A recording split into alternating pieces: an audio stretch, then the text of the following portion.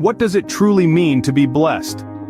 This is a question that has perplexed many. When we think of blessing, our minds often drift to images of material wealth, success, and prosperity. However, this is a common misconception. Being blessed is not simply about driving the latest car model, living in a mansion, or having an overflowing bank account. Sure, these things can be part of it, but they're not the whole picture. They're not the essence. Being blessed goes beyond the physical realm. It transcends material possessions and worldly achievements. It's about experiencing peace, joy, and fulfillment. It's about living a life of purpose and making a positive impact on others. So the question remains, what does being blessed truly entail? Is it an exclusive club for the fortunate few, or is it an attainable state for all? Let's delve deeper to understand what being blessed really means. To be blessed goes beyond the material. It is a state of being. Now, what does that mean exactly? In our world today, it's easy to confuse being blessed with having material wealth, a good job, or a picture-perfect family. However, from a Christian perspective, being blessed holds a deeper and more profound meaning. In the Bible, the word blessed is used in various contexts, but it primarily denotes a state of spiritual well-being and prosperity. The Beatitudes, found in Matthew chapter 5, provide a perfect illustration of this. Jesus says, "Blessed are the poor in spirit, for theirs is the kingdom of heaven. Blessed are those who mourn, for they will be comforted. Blessed are the meek, for they will inherit the earth." These verses show that being blessed is not about worldly success or material possessions. Instead, it's about inner peace, joy, and contentness that come from a deep relationship with God. It's about aligning our spirits with God's will, finding comfort in His presence during times of sorrow, and exercising humility in our dealings with others. In Paul's letter to the Philippians, he writes, "I have learned to be content whatever the circumstances. I know what it is to be in need, and I know what it is to have plenty. I've learned the secret of being content in any and every situation, whether well-fed or hungry, whether living in plenty or in want." This captures the essence of being blessed, finding contentment in every situation because of our relationship with God. Being blessed also means being a vessel of God's love and goodness to others. As we are blessed, we are called to be a blessing to others. In Genesis chapter 12 verse 2, God says to Abraham, "I will make you into a great nation, and I will bless you. I will make your name great, and you will be a blessing." So being blessed is about inner fulfillment and peace, not just material abundance. It's about experiencing God's love and grace and extending these to the people around us. It's about living a life that reflects the goodness and generosity of God. Let's remember that the next time we count our blessings. The first step towards becoming fully blessed is embracing gratitude. Gratitude, my friends, is not just an attitude or a feeling. It is a deep, profound acknowledgement of the gifts we have been given, big or small. It is the appreciation of the sunrise after a dark night, the laughter of a child, the comfort of a warm meal, the love of family and friends. Every moment, every breath, every joy, and even every challenge is a blessing to be grateful for.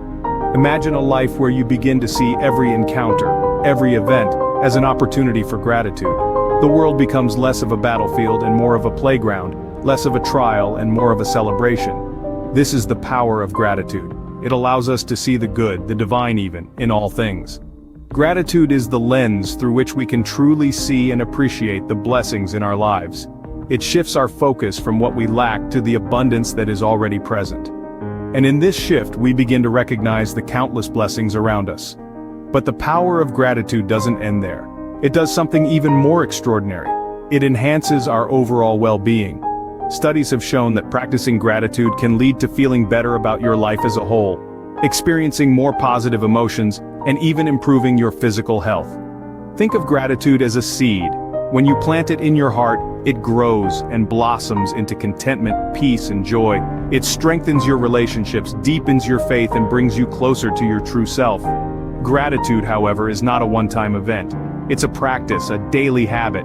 It's about taking time out of your busy day to reflect on the blessings you've received, to say thank you to the universe, to God, for these gifts. By doing this, you invite more blessings into your life. You create a space for grace to flow. You open the door to the divine, welcoming in even more to be grateful for. So, let us begin our journey towards becoming fully blessed by cultivating an attitude of gratitude. Let's make it a habit to count our blessings, not our problems. Gratitude paves the way for more blessings. The next step is generosity, for it is in giving that we receive. Generosity serves as a powerful catalyst in attracting blessings. It's more than simply doling out material goods or money.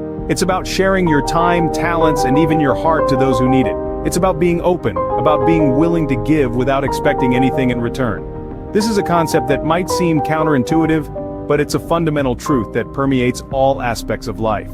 Have you ever noticed how a generous act can create a ripple effect? Like a pebble tossed into a pond, the act of giving can send out waves of positivity that touch the lives of others in ways we could never predict. And in return, these waves often find their way back to us, often in an entirely unexpected form. This is the magic of generosity.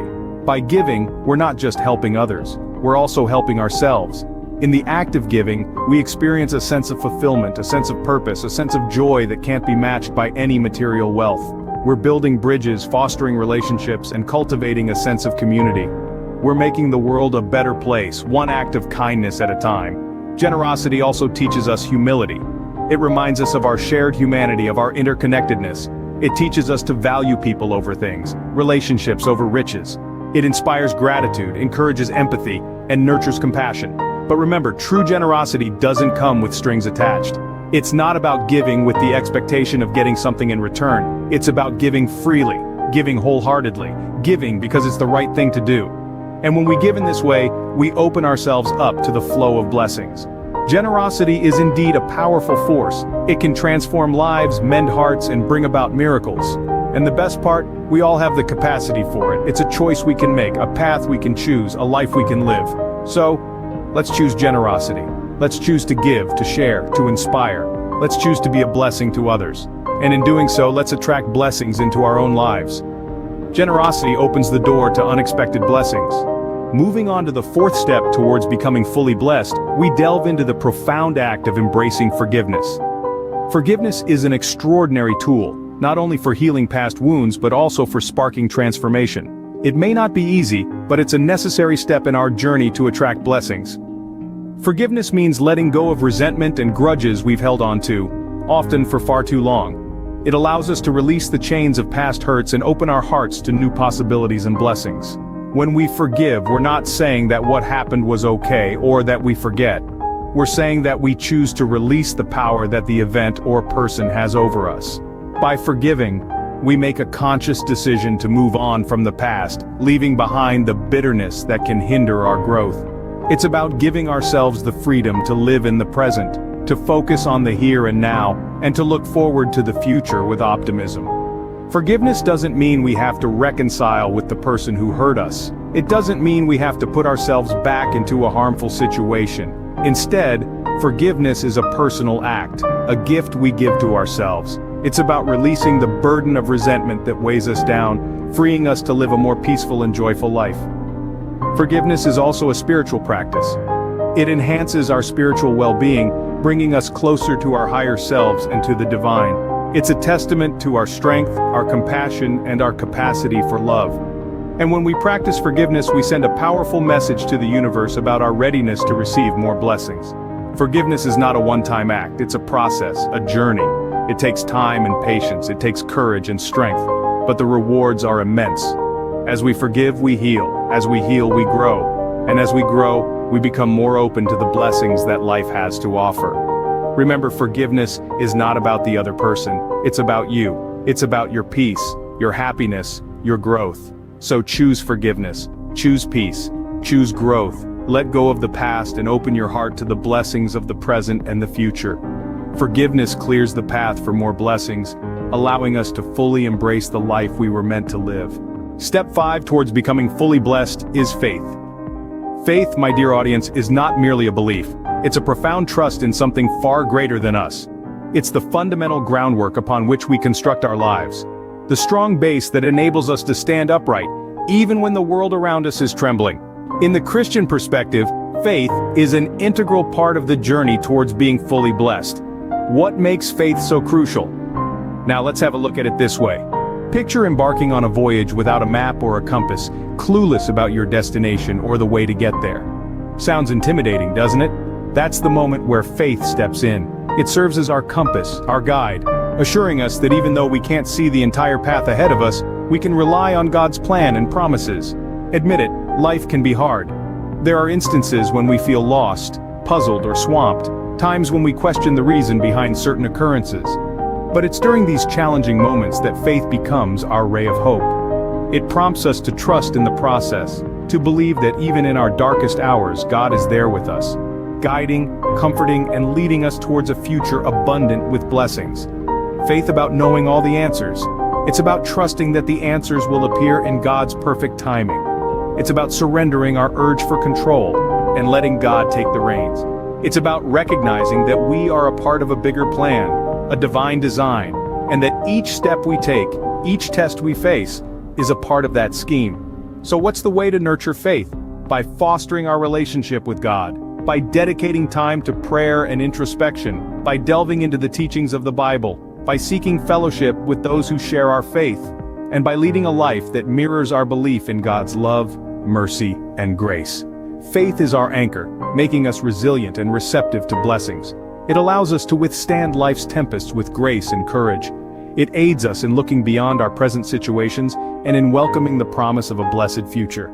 So welcome faith, my dear audience, and witness the manifestation of God's blessings in your life. Scene 6 ends here. To conclude with Scene 7, titled Summary and Closing Thoughts, being blessed extends beyond the confines of material possessions. It's about the prosperity of your spirit, the value of your character, and the profundity of your faith. We delved into the 3 vital steps to live a blessed life: gratitude and faith. Gratitude, the initial step, implies acknowledging and valuing the positive aspects in your life. It's about identifying every blessing, whether big or small, and expressing for them. The second step, generosity, implies giving unconditionally without having any expectations. It's about passing on your blessings to others, disseminating joy and optimism wherever you tread. Lastly, faith, the third step, implicates having trust in a superior power, affirming in the divine scheme, and surrendering your anxieties and apprehensions. Be reminded, a blessed life is synonymous with inner tranquility, joy, and satisfaction. It's about being grateful, generous, and faithful. Keep these principles in your thoughts, and you'll see yourself leading a truly blessed life.